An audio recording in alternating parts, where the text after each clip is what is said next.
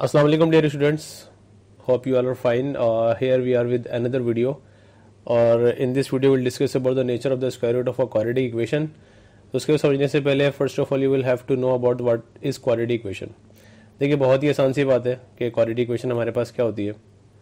तो सबसे पहले अगर मैं बात करूं क्वाड्रेटिक इक्वेशन के हवाले से, जिसके अंदर आपके पास जो standard form of quadratic equation होती है वो होती है a x square plus b x plus c equals to zero where a is not equal to zero. अब यहाँ पर ये हमारे पास एक standard form of quadratic equation आ गई है, जहाँ पर हमारे पास ए और बी जो होंगे that will be considered as the coefficient.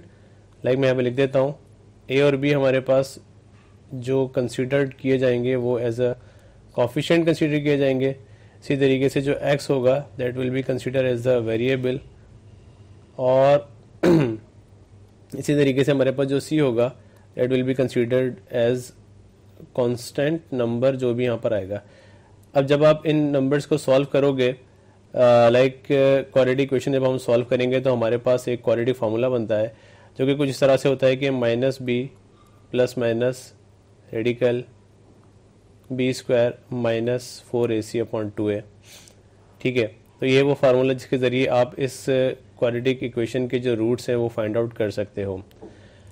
अब बात रूट्स का मतलब क्या होता है, सबसे पहले तो ये भी डिस्कस कर लेते हैं. अब रूट्स का मतलब ये होता है कि इस इक्वेशन के जो वैल्यूज़ हमारे पास गिवन होगी, जो भी इक्वेशन हमारे पास गिवन होगी क्वाड्रेटिक इक्वेशन, उस क्वाड्रेटिक इक्वेशन के अंदर आपके पास जो वेरिएबल की जगह है वो वेरिएबल की जगह अगर आपको कोई भी नंबर हम लोग फाइंड आउट करेंगे, लाइक एक्स की वैल्यू अगर हम मालूम करेंगे तो एक्स की वैल्यू पुट करने के बाद जो लेफ्ट हैंड साइड का आंसर है वो राइट हैंड साइड के आंसर के बराबर आ रहा है या नहीं आ रहा. तो ये चीज़ हम लोग को इसके अंदर फाइंड आउट करनी है, और जो इसका आंसर आएगा बेसिकली उसको हम रूट्स का नाम देते हैं. तो बेसिकली क्वाड्रेटिक इक्वेशन को हम इस तरह भी डिफाइन कर सकते हैं कि ऐसी इक्वेशन जिसके ऊपर हमारे पास जो हाईएस्ट पावर है वो उसकी 2 आ रही है. So that's why this is called the quadratic equation. अब इसके अंदर एक जो बड़ा ही एक इम्पोर्टेंट जो इसका पार्ट है क्वाड्रेटिक फार्मूले का वो है ये, यानी कि यहाँ पर लिखा हुआ है बी स्क्वायर माइनस 4ac. अभी जो बी स्क्वायर माइनस 4ac है इसको हम क्वाड्रेटिक इक्वेशन का डिस्क्रिमिनेंट का नाम देंगे, और इसी के ज़रिए ही हम अपने क्वाड्रेटिक इक्वेशन की जो रूट्स बनेंगे उनके नेचर हम लोग फाइंड आउट करने की कोशिश करेंगे. डिस्क्रिमिनेशन को हम डी या समटाइम्स डेल्टा से डिनोट करते हैं. So you can write here D equals to B square minus 4ac. अभी जिसका कॉन्सेप्ट है कि जो रूट्स हैं वो उसकी जो जो जो, जो रूट्स हमारे पास बनेंगे इसकी नेचर क्या बनेगी. ठीक है, तो बी स्क्वायर माइनस 4ac हमारे पास डिफरेंट कंडीशंस के अंदर आएगा. लाइक अगर मैं यहाँ पर इस तरीके से लिख दूँ, like B square minus 4ac की जो वैल्यू है वो अगर तो इक्वल टू 0 आ जाती है. ठीक है, एक कंडीशन ये हमारे पास रहेगी. दूसरी कंडीशन हमारे पास ये आ सकती है कि बी स्क्वायर माइनस 4ac की जो वैल्यू है वो इट माइट बी पॉसिबल कि वो ग्रेटर देन 0 आए. और जो थर्ड कंडीशन है वो है बी स्क्वायर माइनस 4ac की जो वैल्यू है वो लेस देन 0 आए. And the fourth condition is के बी स्क्वायर माइनस 4ac की वैल्यू जो है वो कोई ना कोई परफेक्ट स्क्वायर वैल्यू आए. मीन्स कि हमारे पास कोई परफेक्ट स्क्वायर वैल्यू बनेगी. अब जब हमारे पास इक्वल टू 0 आ रही है तो इसको हम नाम देंगे इक्वल रूट्स का, कि हमारे पास इक्वल रूट्स आ रहे हैं, यानी कि इसका जो आंसर आएगा वो हमारे पास कोई एक ही नंबर आएगा. इसी तरीके से बी स्क्वायर माइनस 4ac की जो वैल्यू आएगी वो पॉजिटिव में आएगी, और इसको हम जो नाम देंगे वो नाम देंगे real and unequal because this is not equal to 0. इसी तरीके से हमारे पास जो लेस देन 0 आएगा उसको हम नाम देंगे इमेजिनरी या फिर कॉम्प्लेक्स भी कह सकते हैं समटाइम्स, इमेजिनरी. ठीक है, और जो आखिर में हमारे पास जो लिखा हुआ है लास्ट में इसको हम जो है वो रेशनल रूट्स का नाम दे देंगे. ठीक है, ये आ जाएगा हमारे पास रेशनल रूट्स.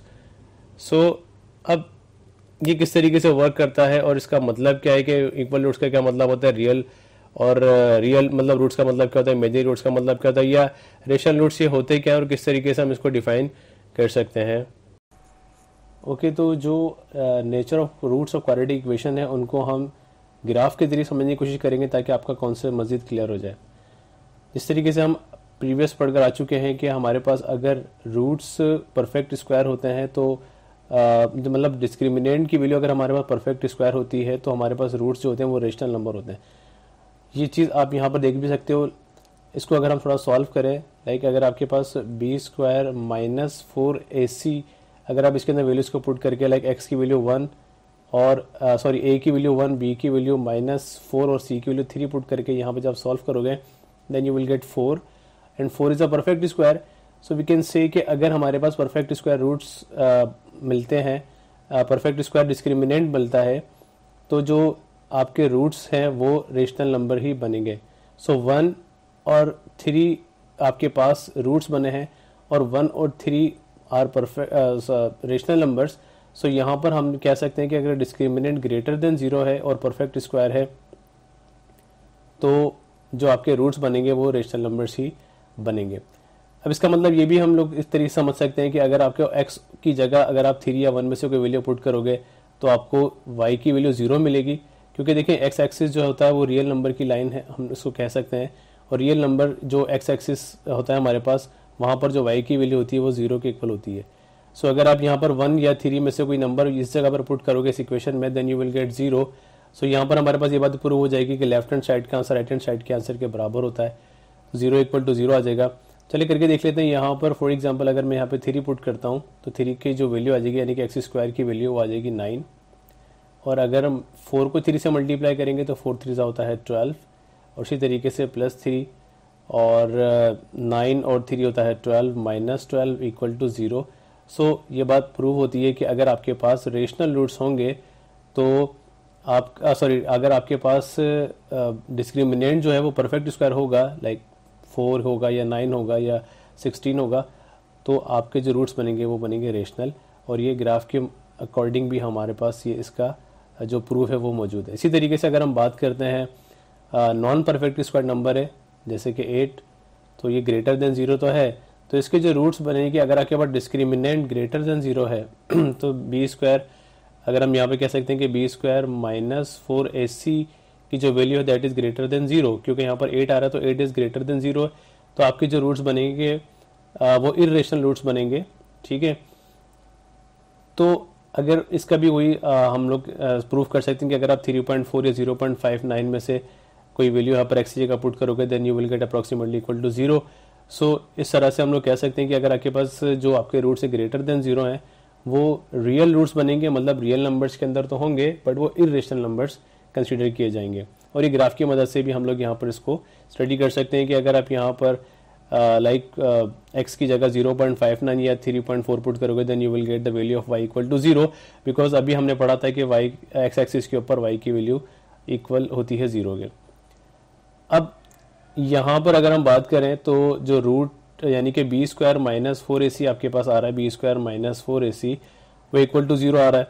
इसका मतलब है कि अगर डिस्क्रिमिनेंट इक्वल टू 0 के है तो हमारे पास जो रूट्स बनेंगे वो इक्वल रूट्स बनेंगे। इक्वल रूट्स का मतलब ये कि अब तक हमारे पास इक्वेशन के अंदर दो आंसर्स आ रहे थे क्वाड्रेटिक इक्वेशन को सॉल्व करने के बाद, बट यहाँ पर अगर आपके पास डिस्क्रिमिनेंट 0 के इक्वल आएगा तो आपको एक ही आंसर मिलेगा, मीन्स के x इक्वल्स टू 2 मिल रहा है अभी राइट नाउ। और अगर हम 2 पुट करेंगे मतलब x की जगह पर तो हमें y की वैल्यू 0 मिल रही है। और यहाँ पर हम देख सकते हैं कि रियल नंबर की लाइन हम इसको कंसीडर करते हैं, और रियल नंबर की लाइन यानी कि x एक्सिस है और x एक्सिस के ऊपर y की वैल्यू 0 कब आ रही है, जब हम x की वैल्यू 2 पुट कर रहे हैं अकॉर्डिंग टू दिस इक्वेशन। सो अगर आपके पास रूट्स जो हैं वो इक्वल टू 0 आएंगे तो आपके पास आपके पास अगर डिस्क्रिमिनेंट 0 के इक्वल आएगा सो आपका जो रूट बनेगा वो इक्वल रूट बनेगा, मतलब x की जो दो वैल्यूज बनेंगी वो मतलब दो वैल्यू दोनों मतलब आएंगी तो वो एक ही नंबर आएगा कोई भी। ठीक है, तो इस तरीके से हम ये बात प्रूव कर सकते हैं कि अगर डिस्क्रिमिनेंट आपका 0 के इक्वल है तो आपके जो रूट बनेंगे वो इक्वल रूट बनेंगे। और ये ग्राफिकली भी आप यहाँ पर इसको देख सकते हो कि किस तरीके से हमने इसको प्रूव किया। इन दी एंड हम बात करते हैं अपने लेस देन 0, यानी कि अगर आपके पास बी स्क्वायर -4ac की जो वैल्यू अगर लेस देन 0 आ रही है, सो इसका मतलब ये होगा कि आपके पास इसका जो ग्राफ बनेगा वो एक्स एक्सिस को टच ही नहीं करेगा। क्यों? क्योंकि अगर हम यहाँ पर देखें नोट करें तो यहाँ पर आ रही है रेडिकल -4, और यहाँ पर रेडिकल जो -4x की वैल्यू आ रही है तो वो बेसिकली 2 आयोटा के इक्वल होती है, और जहाँ पर आयोटा आ जाता है आपको पता है कि वो रियल नंबर नहीं रहता। जबकि अभी मैं बार बार इस लाइन को रियल नंबर की लाइन कह रहा था, और यहाँ पर आप क्योंकि यहाँ पर कोई भी नंबर आएगा बट इमेजिनरी नंबर नहीं आएगा, क्योंकि इमेजिनरी नंबर जो होता है वो डेफिनेटली रियल नंबर का अपोजिट है। सो दैट्स वाई आपका ग्राफ जो है वो एक्स एक्सिस को टच ही नहीं करेगा। सो इस वजह से हमारे पास हम लोग ये कह सकते हैं कि यहाँ पर कोई भी हमें रियल नंबर जो है वो नहीं मिलेगा। और इसका ग्राफ भी हम लोग आपके सामने बना हुआ है, तो यहाँ पर आप देख सकते हो कि इसका ग्राफ भी इस तरीके से बनेगा जो एक्स एक्सिस को टच ही नहीं कर रहा है। एक्स एक्सिस को टच इस वजह से नहीं कर रहा है क्योंकि हमारे पास एक्स की वैल्यू नहीं आ रही है। एक्स की वैल्यू क्यों नहीं आ रही है? क्योंकि एक्स की वैल्यू रियल नंबर में एग्जिस्ट करती है, जबकि हमारे पास जो आंसर आ रहा है वो इमेजिनरी नंबर आ रहा है। सो ये सारी चीज़ें मेरे ख्याल से कॉन्सेप्ट क्लियर करने के लिए काफ़ी है कि आपके पास जब भी रियल रूट्स कब बनेंगे, इक्वल रूट्स कब बनेंगे, इमेजिनरी रूट्स कब बनेंगे, रेशनल रूट्स कब बनेंगे, तो ये सारी चीज़ें अकॉर्डिंग टू ग्राफ भी समझने में हमारे जो है वो मतलब आसानी रहेगी। Thank you so much.